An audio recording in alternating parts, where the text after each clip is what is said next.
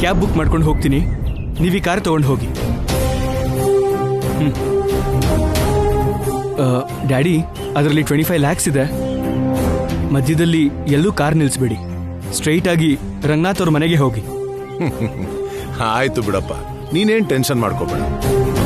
ನೀನ್ ಮೊದಲು ಆಫೀಸ್ಗೆ ಹೋಗಿ ನಿಮ್ಮ ಅಣ್ಣನ ಟೆನ್ಷನ್ ಕಡಿಮೆ ಮಾಡು. Okay, bye Akhil. Take care daddy.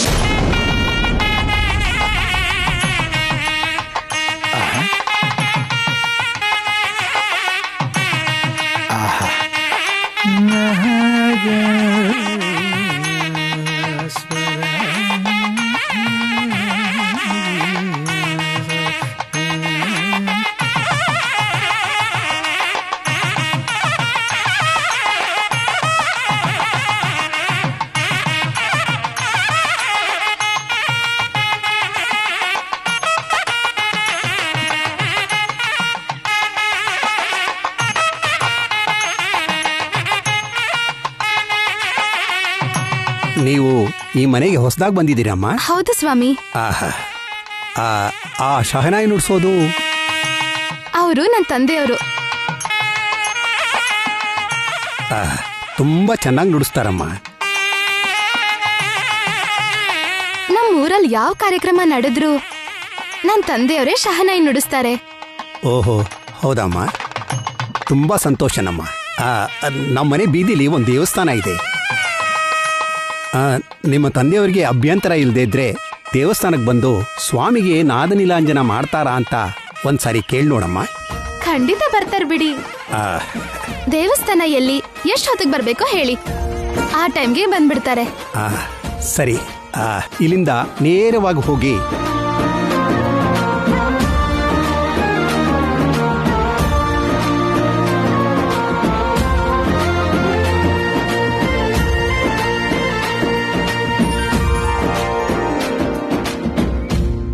ಹಾಗೆ ಬರಬೇಕು. ಸರಿ ಸ್ವಾಮಿ, ನೀವ್ ಹೇಳಿರೋ ಸಮಯಕ್ಕೆ ಅಪ್ಪ ಅಣ್ಣ ಬರ್ತಾರೆ. ಬಹಳ ಸಂತೋಷನಮ್ಮ, ಬರ್ತೀನಮ್ಮ.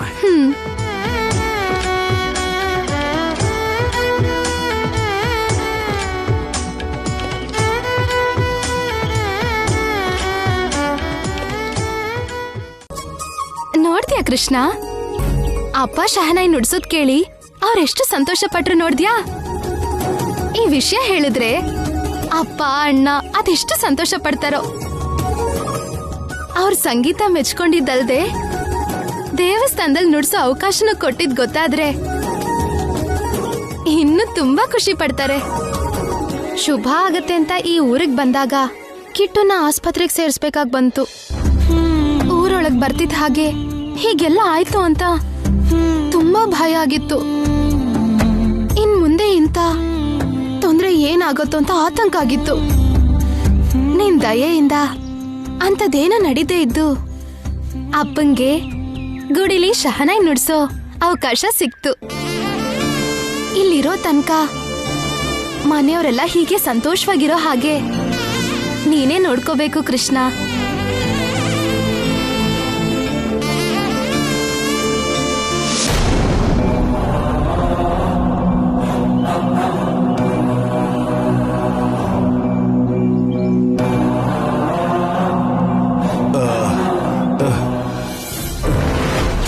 ಏನು AC ಹಾಕಿದ್ರು ಇಷ್ಟೊಂದು ಬೆವರ್ತಿದ್ದೀನಲ್ಲ?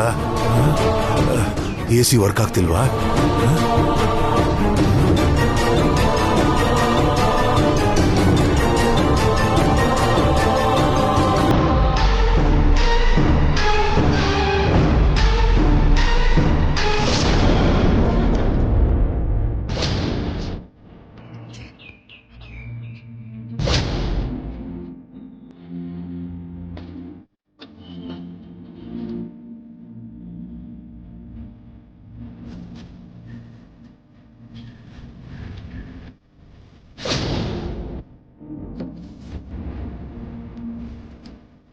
ಅಮ್ಮ ಮಹಾತಾಯಿ, ನಾವು ಮನುಷ್ಯರು ಕಷ್ಟ ಬಂದಾಗ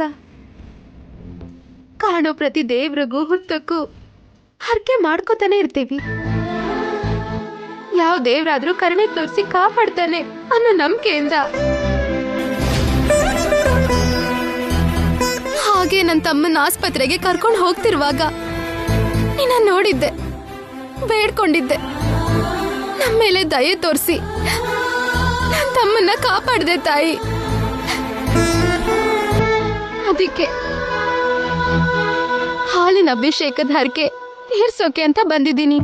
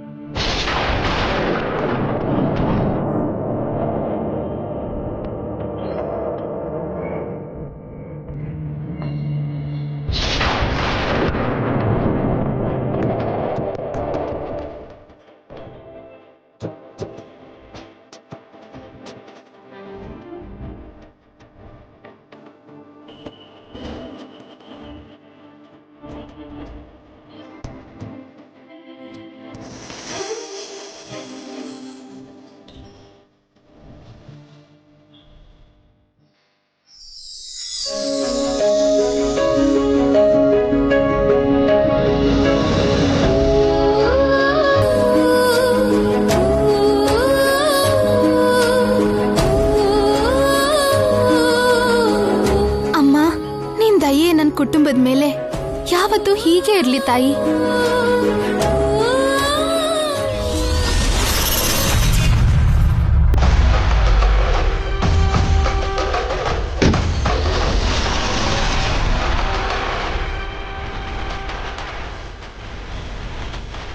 ಶ್ಯಾಮ,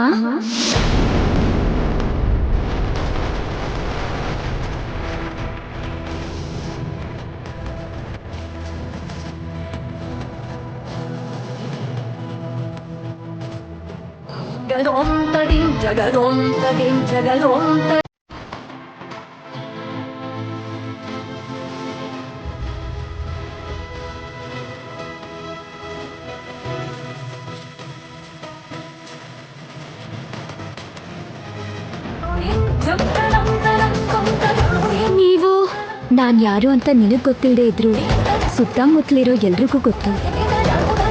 ಆದಷ್ಟು ಬೇಗ ನನ್ನ ಬಗ್ಗೆ ನಿನಗೂ ಗೊತ್ತಾಗತ್ತೆ ಶ್ಯಾಮ. ನನ್ನ ಹೆಸರು ನಿಮ್ಗೆ ಗೊತ್ತು, ನಿನ್ನ ಹೆಸರು ಶ್ಯಾಮ ಅಂತ ಗೊತ್ತು. ಆದಷ್ಟು ಬೇಗ ನಿನಗೆ ಮದುವೆ ಆಗುತ್ತೆ ಅಂತನೂ ಗೊತ್ತು. ನಿನ್ನ ಬಗ್ಗೆ ನನಗೆಲ್ಲ ಗೊತ್ತು.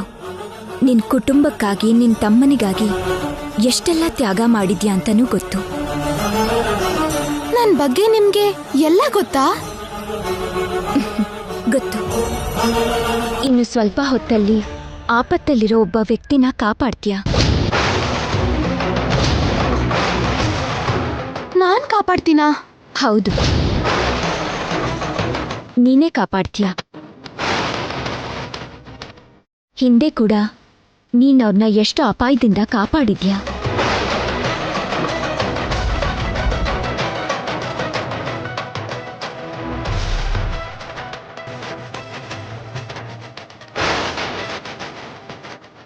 ಒಬ್ರು ತೊಂದರೆಗೆ ಸಿಕ್ಕಾಕೋತಾರೆ, ನೀನ್ ಅವ್ರನ್ನ ಕಾಪಾಡ್ತೀಯ. ಆದ್ರೆ ನಿನ್ ಯಾರೂ ಕಾಪಾಡಲ್ಲ.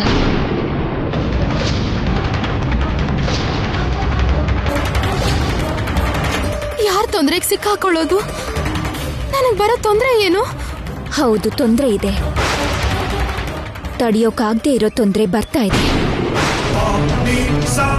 ಅಂದುಕೊಳ್ದೆ ಇರೋ ಕಷ್ಟ ನಿನಗ್ ಬರ್ತಾ ಇದೆ. ನಿನ್ ಜೀವನ ಅಂದ್ಕೊಳ್ದೆ ಇರೋ ದಿಕ್ಕಿಗೆ ಹೋಗುತ್ತೆ. ನಿನ್ ಭವಿಷ್ಯತ್ತು ಕಲ್ಪನೆ ಇಲ್ಲದೆ ಇರೋ ಹಾಗೆ ಬದಲಾಗತ್ತೆ. ನಂಬಿರೋರೇ ಮೋಸ ಮಾಡ್ತಾರೆ, ನಂಬಿಕೆ ದ್ರೋಹಕ್ಕೆ ಬಲಿ ಮಾಡ್ತಾರೆ.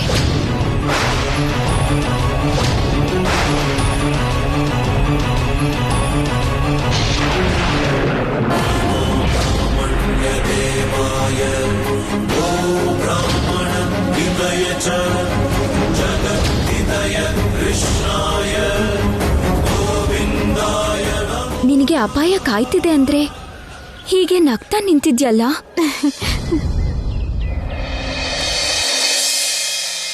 ಕೃಷ್ಣ ಇದಾನಲ್ಲ, ಭಯ ಯಾಕೆ?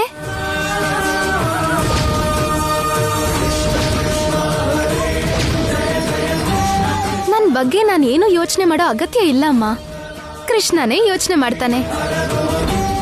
ನನ್ಗೆ ಯಾವ ಕಷ್ಟ ಬಂದ್ರು ಕೃಷ್ಣನೇ ದೂರ ಮಾಡ್ತಾನೆ. ನಾನ್ ಸಂತೋಷವಾಗಿರೋ ಹಾಗೆ ನನ್ ಕೃಷ್ಣನೇ ನೋಡ್ಕೋತಾನೆ. ಕೃಷ್ಣನ್ ಮೇಲೆ ನಿನಗೆ ಎಷ್ಟು ನಂಬಿಕೆನಮ್ಮ. ಆ ನಂಬಿಕೆನೇ ನಿನಗೆ ಶ್ರೀರಾಮ ರಕ್ಷೆ.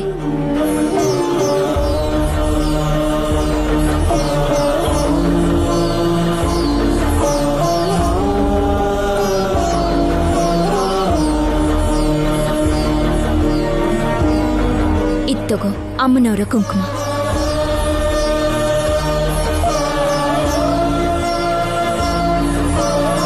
ಹಸಿ ಮಣೆ ಮೇಲೆ ಕೂತ್ಕೊಳ್ಳೋಕ್ಕೂ ಮೊದಲು ಕಲ್ಯಾಣ ತಿಲಕ ಹಚ್ಕೊಂಡಾದ್ಮೇಲೆ ಈ ಕುಂಕುಮ ಹಚ್ಕೊ. ಅಮ್ಮನ ಆಶೀರ್ವಾದ ಕೂಡ ನಿನಗೆ ಸಿಗುತ್ತೆ. ಆ ವಿಶಾಲಾಕ್ಷಮ್ಮನ ಕುಂಕುಮ ತಗೋ.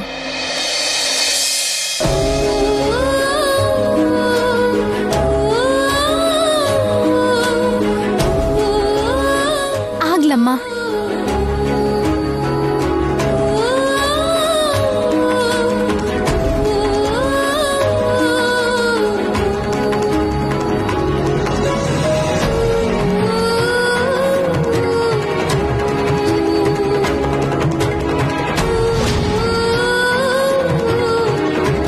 ಯಾಕೋ ಕಣ್ಣು ಮಂಜಾಗ್ತಿದೆ.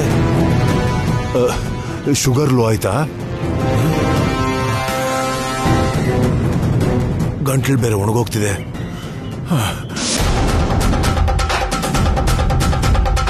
ಅಟ್ಲೀಸ್ಟ್ ರಂಗನಾಥ್ ಮನೆ ರೀಚ್ ಆಗೋರ್ಗೂ ಡ್ರೈವ್ ಮಾಡ್ತೀನಾ? ಇಲ್ಲ ಅಂದ್ರೆ ಕಾರ್ ಇಲ್ಲೇ ನಿಲ್ಸ್ಬಿಡ್ಲ?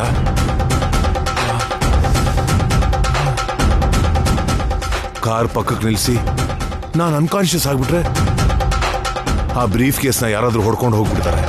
ಹೇಗಾದ್ರೂ ಮಾಡಿ ಹೋಗ್ಬೇಕು. ರಂಗನಾಥ್ ಅವ್ರ ಮನೆಗೆ ಹೇಗಾದ್ರೂ ಮಾಡಿ ಹೋಗ್ಬೇಕು.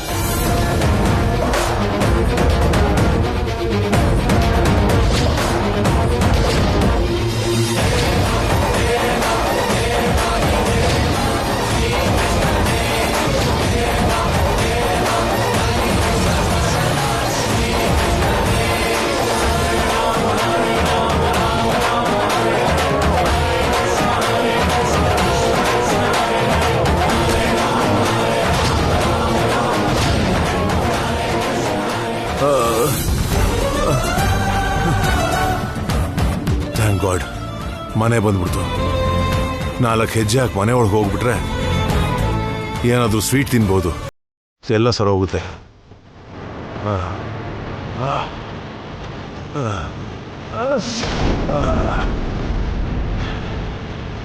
ಏನು ಶುಗರ್ ಕಾಯಿಲೆನೋ, ತಿಂದೇ ಇದ್ರೆ ಡ್ರಾಪ್ ಆಗ್ಬಿಡುತ್ತೆ, ತಿಂದುಬಿಟ್ರೆ ಹೆಚ್ಚಾಗುತ್ತೆ. Most dangerous.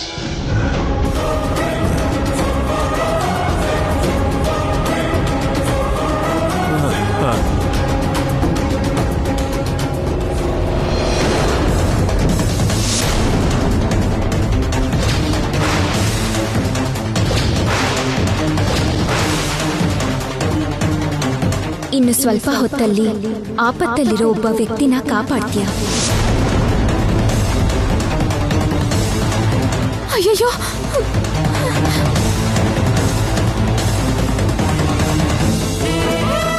ನಮ್ ಗಜಪತಿ ವರ್ಮಾ ಅಲ್ವಾ? ಏನಾಯ್ತು? ಕಣ್ಬಿಡಿ, ಕಣ್ಬಿಡಿ. ಏನಾಯ್ತು? ಅಯ್ಯೋ ಸರ್, ಸರ್ ಎದ್ದೇಳಿ ಸರ್, ಎದ್ದೇಳಿ. ಅಯ್ಯೋ ಸರ್, ನಿಮ್ಮನ್ನ ಎದ್ದೇಳಿ.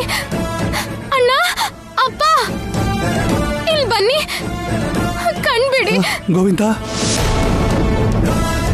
ಎದ್ದೇಳಿ. ಏನಾಯ್ತಮ್ಮ? ಯಾರಿವ್ರು? ಅಂತದೇನಾಯ್ತು? ಅಪ್ಪ, ಇವರು ಅಖಿಲ್ ಅವ್ರ ತಂದೆ. ಪಾಪ ಬಿಸ್ಲಿಗೆ ತಲೆ ತಿರುಗಿ ಬಿದ್ದಿದಾರ ಅನ್ಸುತ್ತೆ. ಮೊದ್ಲು ಒಳಗಡೆ ಕರ್ಕೊಂಡು ಹೋಗ್ಬೇಕಪ್ಪ. ಸರಿನಮ್ಮ. ಗೋವಿಂದ ಎತ್ತೋ. ಹಾ ಆಯ್ತಪ್ಪ. ಹುಷಾರಪ್ಪ. ನಿಧಾನ ಸರ್.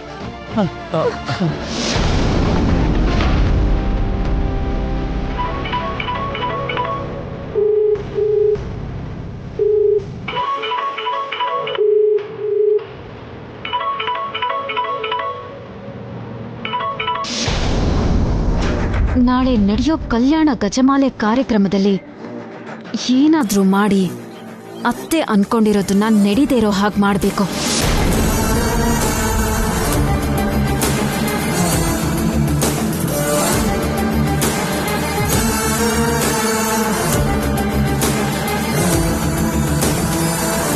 ಐಶ್ವರ್ಯ, ಹಾ ಏನತ್ತೆ?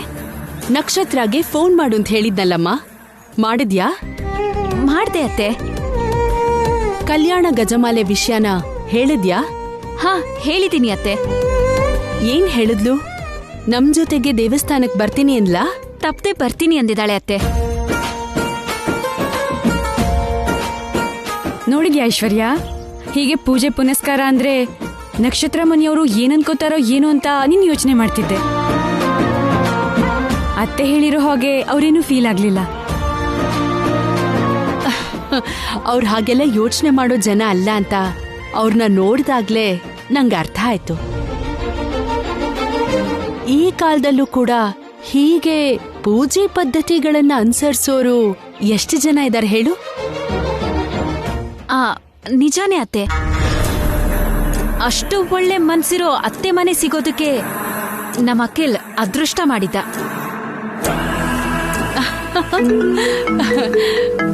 ನಿನ್ ಮೈದನ್ಗೆ 100 ವರ್ಷ. ನೋಡು, ಅವನೇ ಫೋನ್ ಮಾಡಿದಾನೆ. ಹೆಲೋ ಅಖಿಲ್. ಮಮ್ಮಿ, ಡ್ಯಾಡಿ ಮನೆಗೆ ಬಂದ್ರಾ? ಮನೆಗ್ ಬಂದಿದಾರ ಅಂದ್ರೇನು? ನೀವಿಬ್ರು ಒಟ್ಟಿಗೆ ಹೋಗಿದ್ದಲ್ವಾ? ಅದು ಒಂದು ಅರ್ಜೆಂಟ್ ಕೆಲಸ ಇತ್ತು, ನಾನು ಆಫೀಸಿಗೆ ಹೋಗ್ಬೇಕಾಯ್ತು. ಡ್ಯಾಡಿ ಒಬ್ಬರೇ ರಂಗನಾಥ್ ಅವ್ರ ಮನೆಗೆ ಹೋಗ್ತೀನಿ ಅಂದ್ರು. ಆದರೆ ಅಲ್ಲಿಗೆ ಬರಲಿಲ್ಲ ಅಂತ ರಂಗನಾಥ್ ಅವರು ಫೋನ್ ಮಾಡಿದ್ರು. ಹೌದಾ? ಮತ್ತೆ ಡ್ಯಾಡಿಗೆ ಫೋನ್ ಮಾಡಬೇಕಿತ್ತು. ಮಾಡಿದೆ ಮಮ್ಮಿ, ಫೋನ್ ರಿಂಗ್ ಆಗ್ತಿದೆ, ಆದರೆ ಡ್ಯಾಡಿ ರಿಸೀವ್ ಮಾಡ್ತಿಲ್ಲ. ಹೌದಾ? Phone receive ಮಾಡ್ತಿಲ್ವಾ?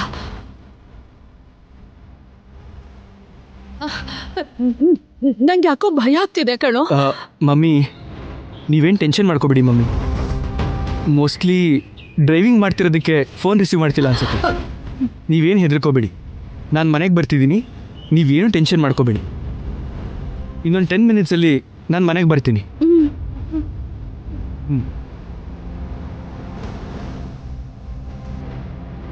ಡ್ರೈವ್ ಮಾಡ್ತಿದ್ರು ಕೂಡ ಮನೆಯಿಂದ ಕಾಲ್ ಬಂದ್ರೆ ಕಾರ್ನ ಪಕ್ಕಕ್ಕೆ ಪಾರ್ಕ್ ಮಾಡಿ ಕಾಲ್ ರಿಸೀವ್ ಮಾಡ್ತಿದ್ರಲ್ಲ, ಈಗ ಯಾಕೆ ರಿಸೀವ್ ಮಾಡ್ತಿಲ್ಲ? ನೀವೇ ಒಂದ್ಸರಿ ಫೋನ್ ಮಾಡಿ ಅತ್ತೆ. ಹಾ, ಮಾಡ್ತೀನಮ್ಮ.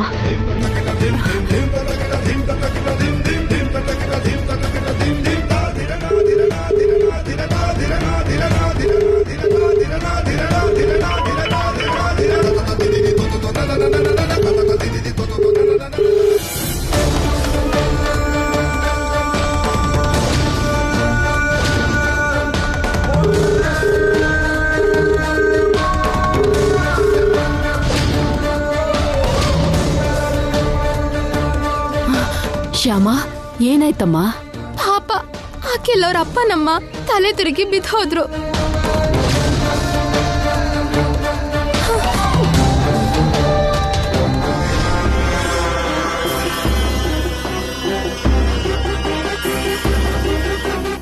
ಅಖಿಲ್ ಅವ್ರ ಅಪ್ಪ ಅವ್ರ ಸೂಟ್ ಕೇಸು ಅಂದ್ಮೇಲೆ ಜೋರಾಗೇ ದುಡ್ಡಿರ್ಬಹುದು.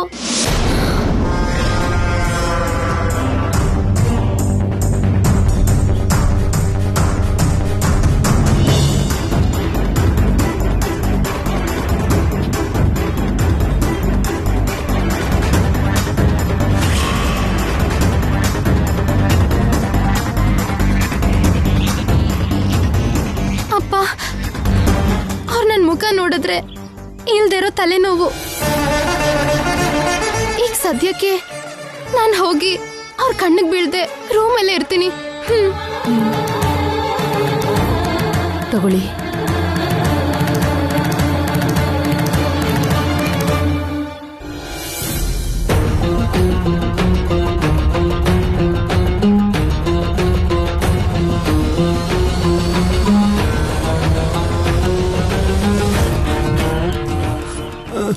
ಹುಷಾರು ಸರ್, ನಿಧಾನವಾಗಿ.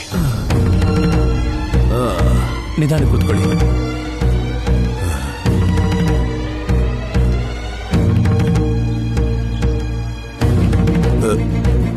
ಎಲ್ಲಿದ್ದೀನಿ ನಾನು?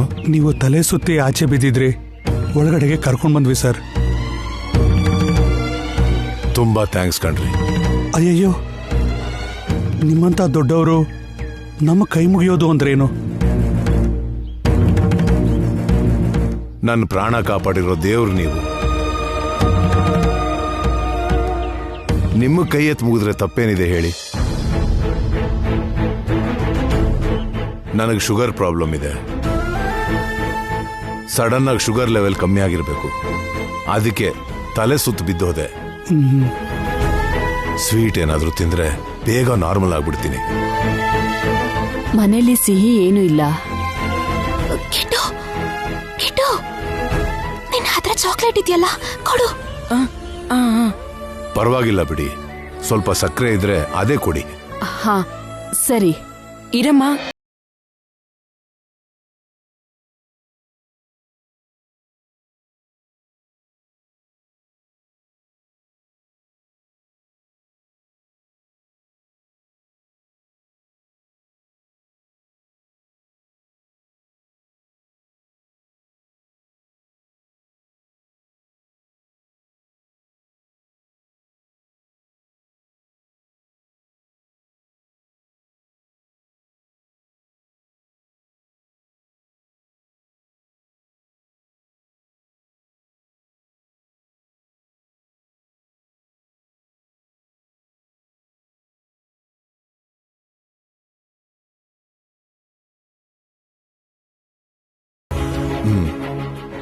ಈಗ ನಾನು ನಾರ್ಮಲ್ ಆಗಿದ್ದೀನಿ.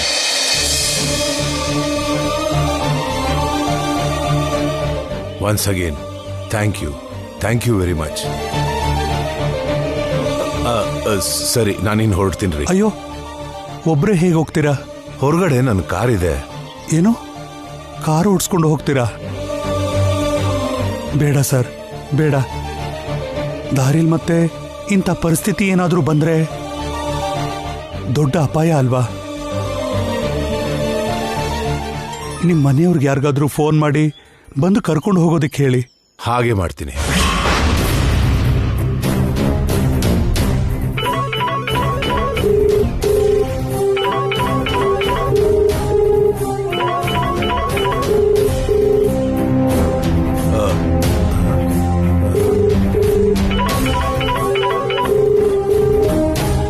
ಏನಾಯ್ತು ಸರ್? ನನ್ನ ಫೋನ್ ಎಲ್ಲೋ ಹೊರಗೆ ಬಿದ್ದೋಗಿದೆ ಅನ್ಸುತ್ತೆ. ಅಖಿಲ್, ಮಮ್ಮಿ, ಡ್ಯಾಡಿ ಏನಾದರೂ ಫೋನ್ ಮಾಡಿದ್ರಾ? ಇಲ್ಲ ಕಣೋ, ಅವ್ರಿಗೋಸ್ಕರನೇ ಕಾಯ್ತಾ ಇದ್ದೀನಿ. ನಾನು ಎಷ್ಟು ಸಲ ಫೋನ್ ಮಾಡಿದ್ರು ಡ್ಯಾಡಿ ಫೋನ್ ರಿಸೀವ್ ಮಾಡ್ತಿಲ್ಲ. ನನ್ನ ಫೋನ್ ಕೊಡ್ತೀನಿ, ಕಾಲ್ ಮಾಡಿ. ಸರಿ.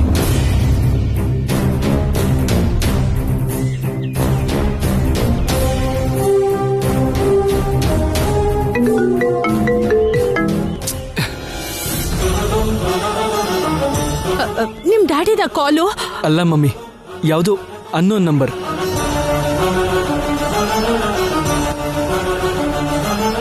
ಏನಾಯ್ತು ಸರ್?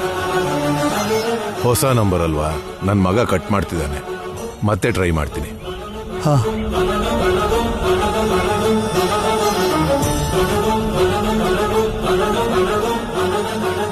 ಏನಾಗಿರ್ಬೋದು ಡ್ಯಾಡಿಗೆ?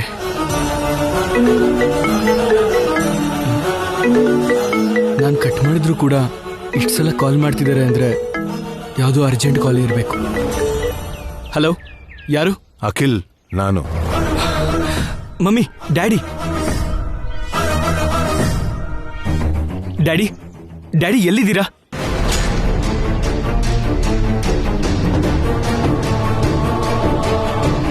ಈಗಲೇ ಹೊರಟು ಅಲ್ಲಿಗೆ ಬರ್ತೀನಿ. ಮಮ್ಮಿ, ನೀವೇನು ಗಾಬರಿ ಆಗೋ ಅವಶ್ಯಕತೆ ಇಲ್ಲ. ಡ್ಯಾಡಿ ಎಲ್ಲಿದ್ದೀನಿ ಅಂತ ಹೇಳಿದ್ರು ಅಲ್ವಾ, ನಾನು ಹೋಗಿ ಕರ್ಕೊಂಡು ಬರ್ತೀನಿ. ನಾನು ಜೊತೆಗೆ ಬರ್ತೀನಿ, ನಡಿ. ನೀವ್ಯಾಕೆ ಮಮ್ಮಿ? ನಾನು ಹೋಗಿ ಕರ್ಕೊಂಡು ಬರ್ತೀನಿ. ಇಲ್ಲ ಅಖಿಲ್, ಅವ್ರನ್ನ ಕಣ್ಣಾರೆ ನೋಡೋವರೆಗೂ ನನಗೆ ಸಮಾಧಾನ ಆಗಲ್ಲ. ನಾನು ನಿನ್ ಜೊತೆ ಬರ್ತೀನಿ, ನಡಿ. ಸರಿ, ಬನ್ನಿ. ಅಣ್ಣ,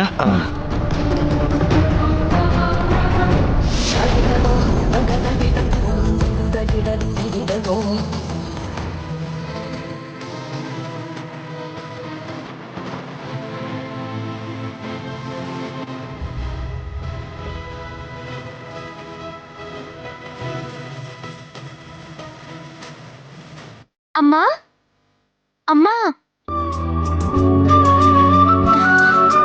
ಇದು ತಗೊಂಡು ಹೋಗಿ ಅವ್ರಿಗೆ ಕೊಡು. ತಿಂತಾರೆ ಅಂತ್ಯಾ? ತಲೆ ತಿರುಗಿ ಬಿದ್ದಿದ್ರಲ್ಲಮ್ಮ, ಸುಸ್ತಾಗಿರ್ತಾರೆ. ನೀನ್ ಹೋಗ್ಕೊಡು. ಹ್ಮ್. ಹ್ಮ್ ಹ್ಮ್.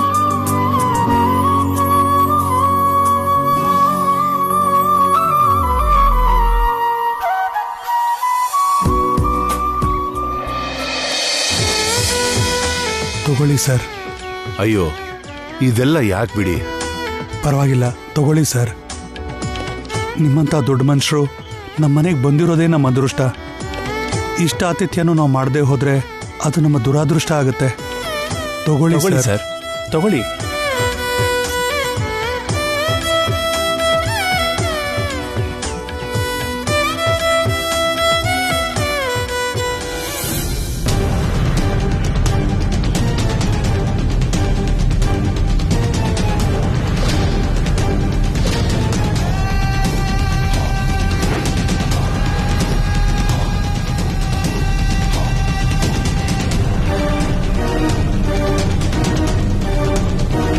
ಆಹಾ, ಎಷ್ಟು ರುಚಿಯಾಗಿದೆ.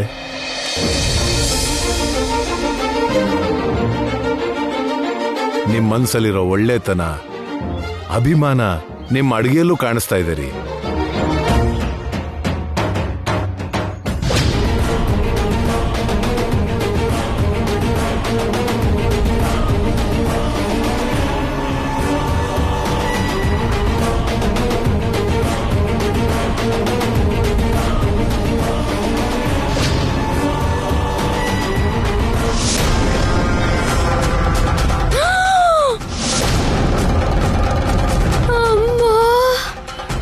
ಎಷ್ಟು ದುಡ್ಡಿದೆ ಇದ್ರಲ್ಲಿ.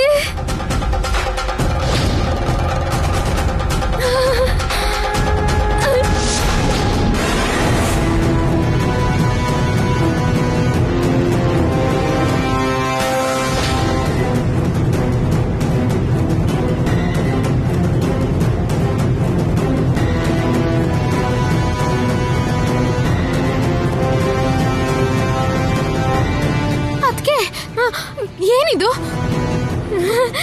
ಲಕ್ಷ್ಮೀ ದೇವಿ ನಮ್ಮನ್ನೇ ಹುಡ್ಕೊಂಡ್ ಬಂದಿದ್ದಾಳೆ.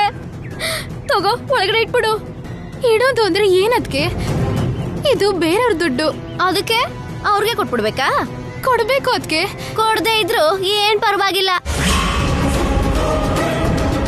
ಇದನ್ನ ನೀನ್ ಒಳಗಡೆ ತಂದಾಗ ಅವ್ರಿಗೆ ಪ್ರಜ್ಞೆನೇ ಇರ್ಲಿಲ್ವಲ್ಲ. ನೀನ್ ಇದನ್ನ ಒಳಗಡೆ ತಂದಿರೋ ವಿಷಯ ಅವ್ರಿಗೆ ಗೊತ್ತೇ ಇಲ್ವಲ್ಲ. ಒಂದ್ ವೇಳೆ ಅವ್ರು ಕೇಳಿದ್ರೆ ನಮ್ಗೇನು ಗೊತ್ತೇ ಇಲ್ಲ ಅಂತ ಹೇಳಿದ್ರಾಯ್ತು.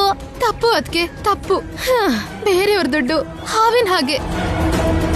ಅವ್ರ ದುಡ್ಡನ್ನ ಅವ್ರಿಗೆ ಕೊಡ್ಬೇಕು. ಯಾಕೆ ಕೊಡ್ಬೇಕು?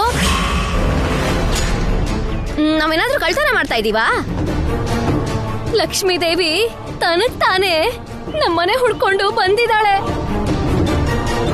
ಬಂದಿರೋ ಲಕ್ಷ್ಮೀ ದೇವಿನ ಹಾಗೆ ವಾಪಸ್ ಕಳಿಸ್ಬಿಟ್ರೆ ಲಕ್ಷ್ಮೀ ದೇವಿ ಕೋಪ ಮಾಡ್ಕೊಂಡು ನಮ್ಮನೆಗ್ ಬಾ ಅಂದ್ರೂ ಬರಲ್ಲ ಅಷ್ಟೇ. ಬರ್ತಿದ್ರು ಪರವಾಗಿಲ್ಲ. ಅದಕ್ಕೆ ಇಂಥ ತಪ್ಪನೆಲ್ಲ ನಾವ್ ಯಾವತ್ತೂ ಮಾಡ್ಬಾರ್ದು.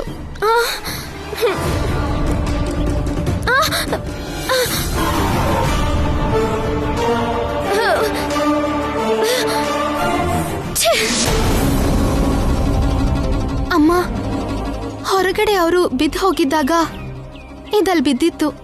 ತಗೊಂಡ್ ಹೋಗ್ಕೊಡಮ್ಮ.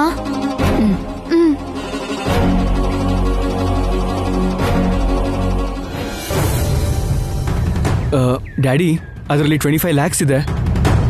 ಮಧ್ಯದಲ್ಲಿ ಎಲ್ಲೂ ಕಾರ್ ನಿಲ್ಲಿಸ್ಬೇಡಿ.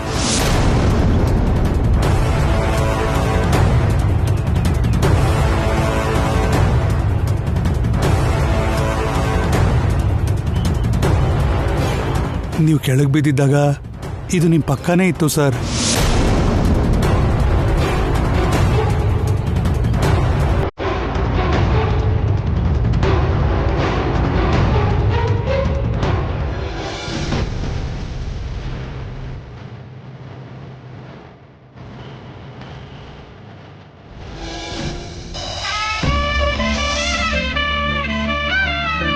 ಅಲ್ಲಿ ಶೆಹನಾಯಿ ಡೋಲ್ ಇದೆಯಲ್ಲ, ನೀವು ನಾದಸ್ವರ ಕಲಾವಿದ್ರ? ಹೌದು ಸರ್. ನಮ್ಮ ಊರಿನ ದೇವಸ್ಥಾನದಲ್ಲಿ ನಾದಸ್ವರ ನುಡಿಸ್ತೀವಿ. ತಲತಲಾಂತರದಿಂದ ಸಂಗೀತನೇ ನಮಗೆ ಜೀವನ.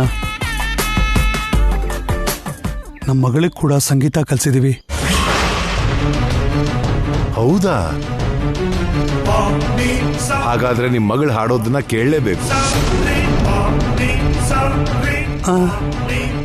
ಅಂದ್ರೆ ಹಾಡು ಹೇಳೋ ಅಷ್ಟು ಸಂಗೀತ ಕಲ್ತಿಲ್ಲ ಸರ್.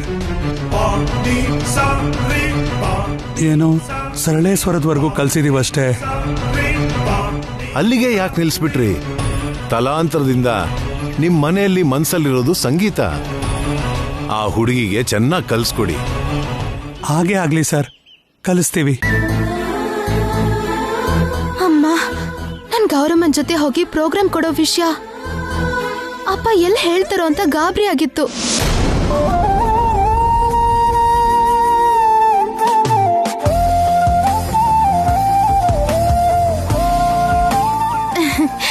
ನನ್ ಕೃಷ್ಣ ಇದ್ದಾನಲ್ಲ, ಭಯ ಯಾಕೆ?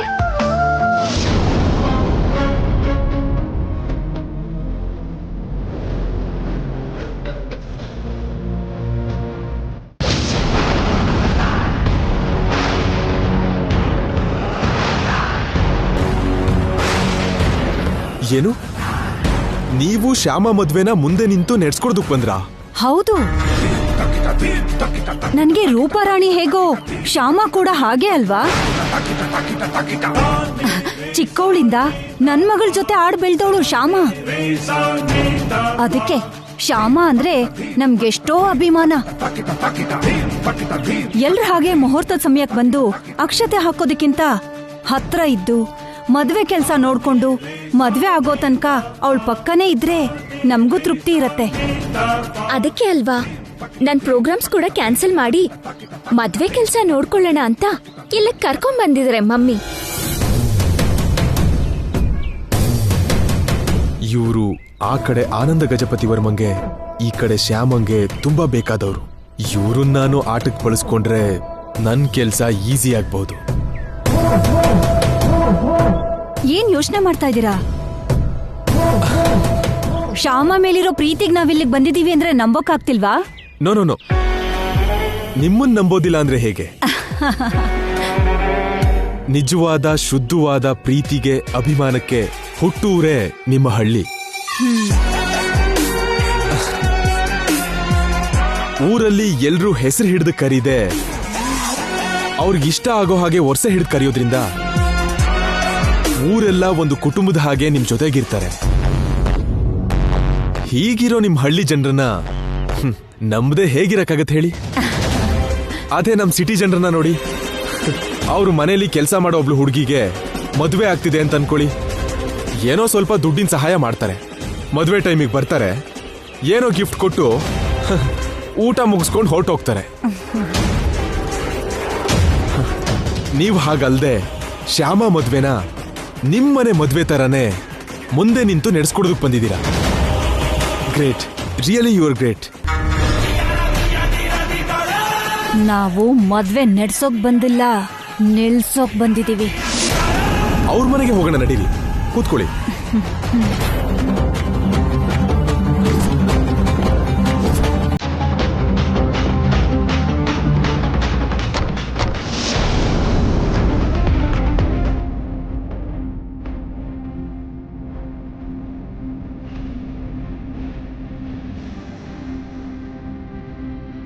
ಇನ್ನು ಎಷ್ಟು ದೂರ ಹೋಗ್ಬೇಕಪ್ಪ? ಇನ್ನೇನು ಹತ್ರನೇ ಇದೀವಿ ಮಮ್ಮಿ. ನಿಮ್ ಡ್ಯಾಡಿ ಹೇಳಿದ ಅಡ್ರೆಸ್ಸು ನಿನ್ನ ಕ್ಲಿಯರ್ ಆಗಿ ಗೊತ್ತಾಗಿದೆ ಅಲ್ವಾ? ಅರ್ಥ ಆಗಿದೆ ಮಮ್ಮಿ.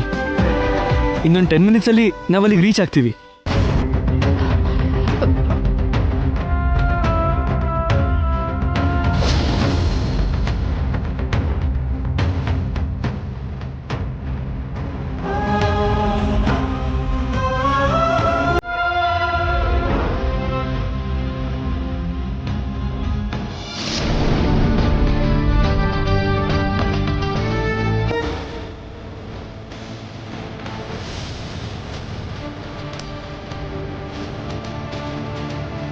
ಈ ಕಾಲದಲ್ಲೂ ನಿಮ್ಮಂಥವ್ರು ಇದ್ದಾರೆ ಅಂದ್ರೆ ನನಗೆ ನಂಬೋಕೆ ಆಗ್ತಿಲ್ಲ.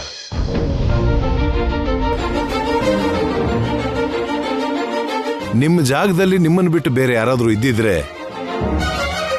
ಇಷ್ಟು ದುಡ್ಡಿರೋ ಬ್ರೀಫ್ ಕೇಸ್ನ ಖಂಡಿತ ನನಗೆ ಕೊಡ್ತಾ ಇರಲಿಲ್ಲ.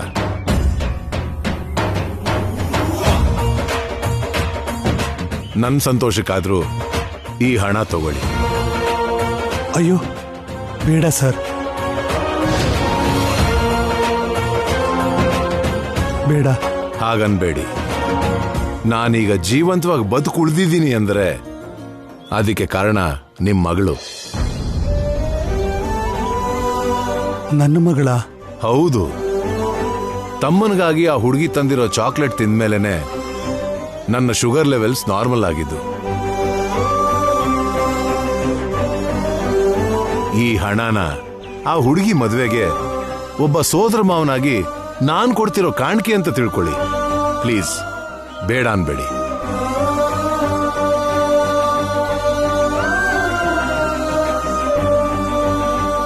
ಬೇಡ ಸರ್, ಈ ಹಣ ನಮಗ್ ಬೇಡ.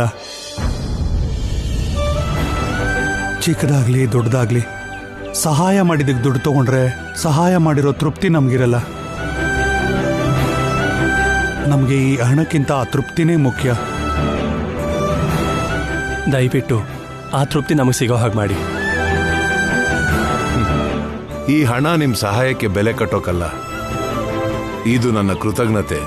ಕೃತಜ್ಞತೆನ ಈ ರೀತಿ ಹಣದ ರೂಪದಲ್ಲಿ ತೋರಿಸೋ ಅವಶ್ಯಕತೆ ಇಲ್ಲ ಸರ್. ನಾವು ನಾದಸ್ವರ ಕಲಾವಿದರು, ಹಾಗಾಗಿ ನಮಗೇನಾದರೂ ಒಳ್ಳೆ ಅವಕಾಶ ಇದ್ರೆ ಹೇಳಿ, ಅಷ್ಟೇ ಸಾಕು. ಹಾಗೆ ಮಾಡಿದ್ರೂ ಕೂಡ ನೀವು ನಮಗೆ ಕೃತಜ್ಞತೆ ತೋರಿಸಿದ ಹಾಗಾಗತ್ತೆ.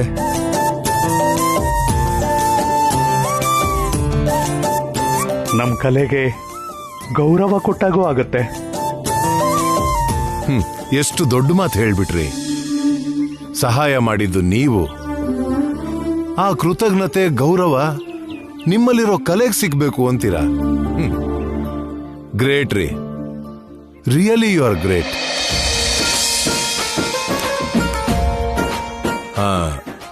ಇಫ್ ಯು ಡೋಂಟ್ ಮೈಂಡ್, ನನಗೋಸ್ಕರ ಒಂದು ಸಲ ನಾದಸ್ವರ ನುಡಿಸ್ತೀರಾ? ಈಗ್ಲಾ? ಹೌದ್ರಿ, ಈಗ್ಲೇ. ದಯವಿಟ್ಟು ಆಗಲ್ಲ ಅನ್ಬೇಡಿ. ಹಾಗೆ ಆಗ್ಲಿ ಸರ್.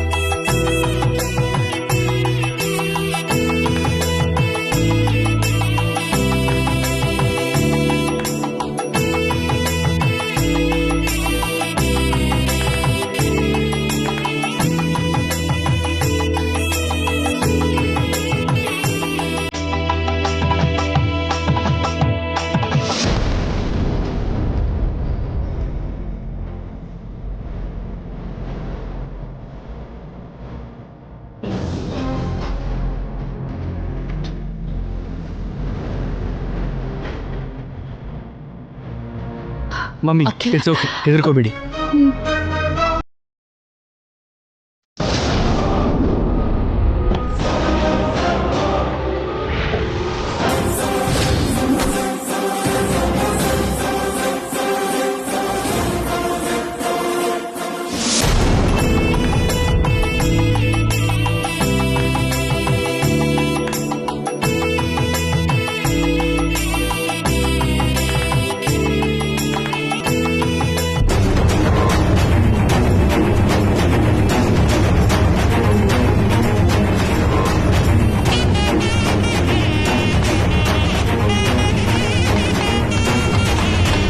ಮಗ ಮದ್ವೆ ವಯಸ್ಸಿಗೆ ಬಂದ್ರೂ ಕೂಡ ಸಂಗೀತ ಸಾಧನೆ ನಿಲ್ಸಿಲ್ಲ ನಿಮ್ ಚಿಕ್ಕಪ್ಪ.